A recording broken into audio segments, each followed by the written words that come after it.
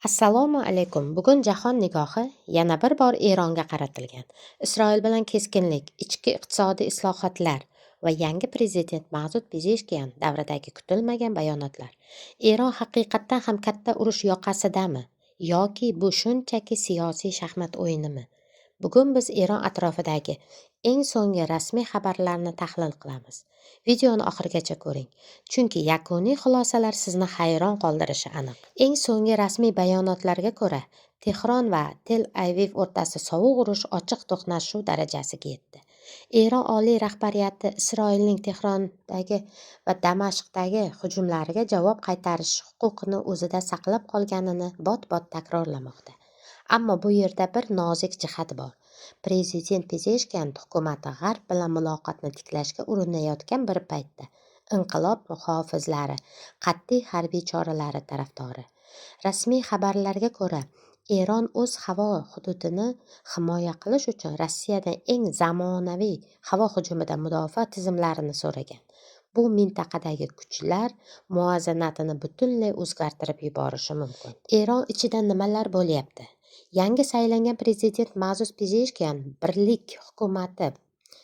milliy birlik hukumatini tuzishga va'da bergan edi. So'nggi rasmiy hisobotlarga ko'ra, Eron iqtisodiyoti sanksiyalar ostida qolayotgan bo'lsa-da, Xitoy bilan neft savdosi rekord darajaga yetgan. Biroq xalq orasida narx-navo oshib ketishi va valyuta kursining beqarorligi asosiy muammo bo'lib qolmoqda. Hukumat ijtimoiy tarmoqlardagi cheklovlarni yumshatish va aholi politsiyasi faoliyatini isloh qilish haqida bayonotlar berdi. Lekin bu amalda qanchalik aks etadi? Bu savol hozircha millionlab eronliklarni o'ylantirmoqda. Eng muhim nuqta yadroviy kelishuv. Rasmiy Tehron Yevropa ittifoqi bilan muzokaralar stoliga qaytishga tayyorligini bildirdi. Atom energiyasi bo'yicha xalqaro agentlik hisobotlariga ko'ra, Eron ularni boyitish darajasini oshirgan. Bu nima degani? Bu G'arbga qaratilgan diplomatik bosim quroli.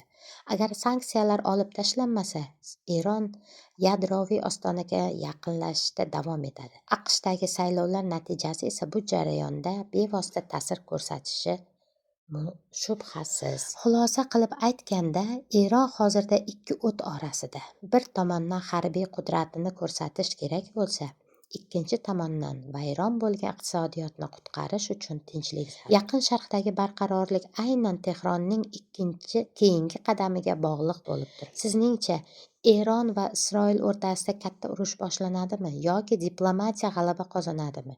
Fikrlaringizni kommentariyada qoldiring. Biz ularni albatta o'qiymiz. Kanalga obuna bo'lishni va qo'ng'iroqchani bosishni unutmang. Keyingi videolarda ko'rishguncha